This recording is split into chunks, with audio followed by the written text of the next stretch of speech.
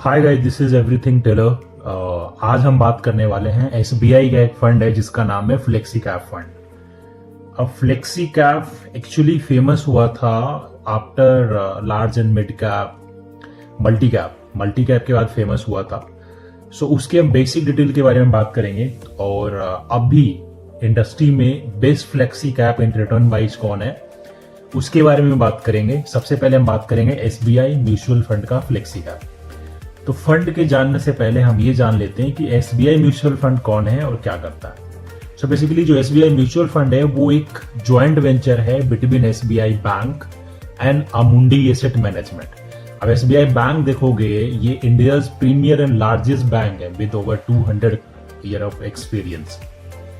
अभी जो SBI bank के पास स्टेक है वो है 62.34% और जो अमुंडी है एसेट मैनेजमेंट उसके पास 36.61% का इनके पास वेटेज है।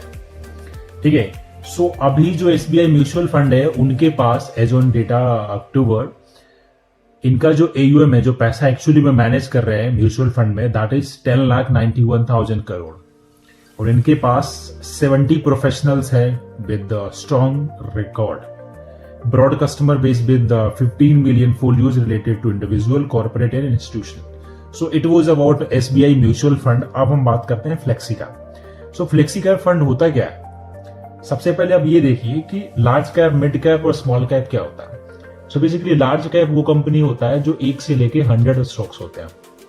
सपोज रिलायंस हो गया, एचडीएफसी बैंक हो गया, एसबीआई बैंक हो गया, ये सब टॉप 100 कंपनी में आते हैं। मतलब रैंक वाइज आप देखोगे मार्केट कैपिटलाइजेशन वाइज तो ये कंपनी टॉप 100 में आती है। जो टॉप 100 कंपनी होता है उसको बोलते हैं लार्ज कैप। उसके ऊपर 101 से लेके जो 250 तक होता है उसको बोलते हैं मिड कैप। स्मॉल कैप होता है उसके बाद 251 से लेके 500 तक। ठीक है। तो लार्ज कैप आया था तो लार्ज कैप में मिनिमम 80% रखना पड़ता था। मतलब हर 100 रुपए पे 80 रुपए ये टॉप 100 कंपनी में इन्वेस्ट करना होता था। फिर लाया गया मिड कैप, फिर लाया गया स्मॉल कैप। मिड कैप और स्मॉल कैप में 65% कैटेगरी था। मतलब फाउंडेशन था कि आपको हर 100 रुपए पे 65 रुपए, अगर मिड कैप फंड है तो मिड कैप में लगाना पड़ेगा, स्मॉल कैप है तो स्मॉल कैप। 35% आप जहां मन करे वहां लगा सकते हैं।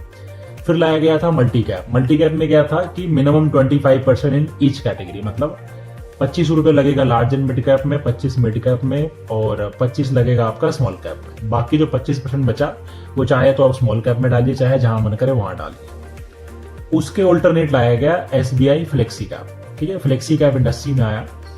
अब देखोगे तो जो SBI flexi cap sector neutral portfolio, stocks are selected across sectors, any sector they can choose, market cap agnostic, yes, no cap biases, invest across market capitalization, analyst portfolio topics with the respective sector analysts make the portfolio experience team. They are having 15 analysts, average industry experience of 9 years, 6 senior analysts with fund management responsibilities, average experience of 12 years.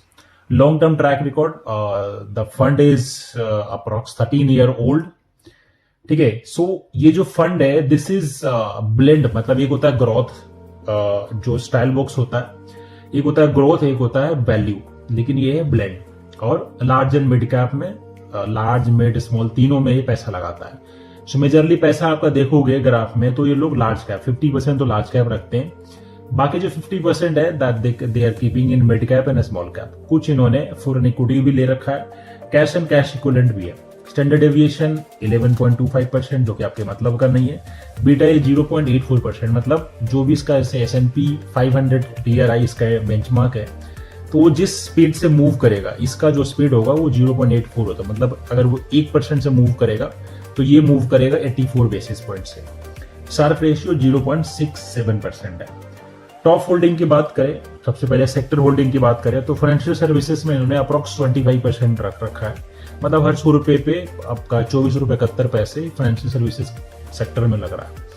IT में इन्होंने approx 8.33% रख रखा है। Automobiles में आपका 8%।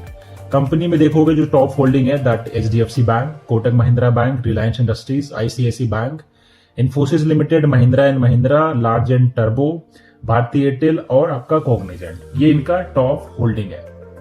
ठीक है। अब बात करते हैं रिटर्न वाइज सबसे पहले कि भाई इंडस्ट्री में सबसे बेस्ट क्या है। तो देखोगे जो सब मतलब 1 ईयर के रिटर्न में जेएम फ्लेक्सी कैप सबसे एक नंबर पे है, उन्होंने लास्ट 1 ईयर में अप्रोक्स 40% का रिटर्न दिया। मोतीलाल ओसवाल ने 48% का, बैंक ऑफ इंडिया ने 47, 361 फ्लेक्सी मतलब जो आईएफएल था। तो देखोगे 1 ईयर में एसबीआई कहीं भी स्टैंड नहीं करता in case of flexi cap. ठीक है, 3 इयर्स के रिटर्न की बात करें, जेएम फ्लेक्सी अभी भी टॉप पे है, 24% का रिटर्न है। HDFC flexi cap 22% last 3 years का। आईसीआईसीआई जो इनका है क्वांट का flexi cap 19%, ICICI Pru flexi cap 18%। यहाँ पे भी एसबीआई कहीं स्टैंड नहीं करता है टॉप 10 टू टॉप 15 में। 5 इयर्स का रिटर्न देखे, उसमें क्वांट फ्लेक्सी कैप का 32% का रिटर्न है। मतलब समझ रहे हो, 100 का चीज 250 रुपए से ज्यादा हो गया होगा। आईसीआईसीआई प्रू थीमेटिक का प्राग flexi cap 24%, JM, HDFC, than Franklin, ये टॉप फ्लेक्सी कैप है इंडस्ट्री वाइज। ठीक है, अब अगर मैं इनकी बेसिक डिटेल की बात करूं, जो एसबीआई का अभी हमने छेड़ा था, तो एसबीआई का एक बेसिक डिटेल बात कर लेते हैं।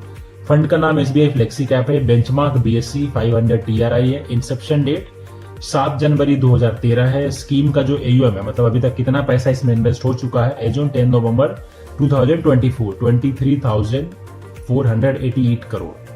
करंट एनएवी की बात करें तो है आपका 120 रुपए का भी चल रहा है, 120 रुपए 65 पैसे का। एनएवी डजेंट मैटर, प्राइस कितना क्या है, वो तो जस्ट जितना % ऊपर नीचे होगा प्राइस में ऊपर नीचे होगा। जो एक्सपेंस रेशियो है दैट इज 0.81%, मतलब हर 100 रुपए को मैनेज करने के लिए 81 पैसे चार्ज कर रहे हैं। रिटर्न आप 6 महीने का रिटर्न देखोगे तो 10.42% है, और आपका लास्ट 1 ईयर का रिटर्न 28% है। लास्ट 3 इयर्स का रिटर्न आपका 12.5% है। इंसेप्शन जो कि 2013 है, वहां से इन्होंने 17% का रिटर्न जनरेट किया। मिनिमम इन्वेस्टमेंट आपका 5,000 है for lump sum and 500 for SIP. Exit load जो है 0.1% है if you redeem before 30 days. अगर 30 दिन से पहले पैसा इसमें निकालते हैं तो आपका हर 100 रुपए पे 10 पैसे चार्ज करेंगे। टैक्सेशन इक्विटी का है, अगर 1 साल तक होल्ड करते हैं, 1 साल के बाद पैसा निकालते हैं, सपोज आपने 10 लाख रुपए इन्वेस्ट किया है और वो बन गया 12 लाख, 1 साल के बाद रिडीम करते हैं, ये आप ग्राफ मतलब इमेज देखिए, तो आपका क्या है 1.25 लाख तक फ्री होगा। उसके ऊपर जो भी प्रॉफिट होगा 75,000 है, जो कि मतलब 2 लाख प्रॉफिट था तो 1,25,000 पे तो टैक्स जाएगा ही नहीं। उसके ऊपर जो 75,000 है उस पर 12.5% का टैक्स है।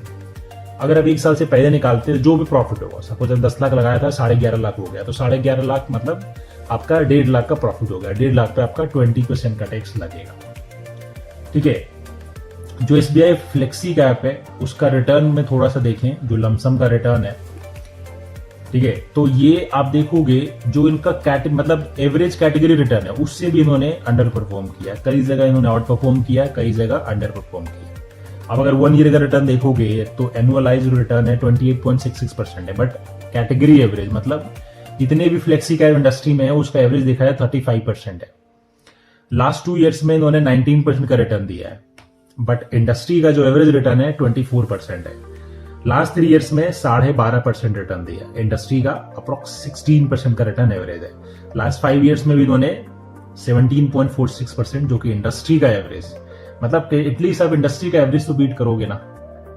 इंसेप्शन से भी इन्होंने बीट नहीं किया है। एसआईपी का भी रिटर्न देखोगे तो लास्ट 5 इयर्स का जो है वो 19% है, लास्ट 3 इयर्स का 19%, लास्ट 10 इयर्स का 16% है, जो कि आई थिंक इतना अच्छा मुझे इनका परफॉर्मेंस दिखता नहीं है एसबीआई फ्लेक्सी कैप में।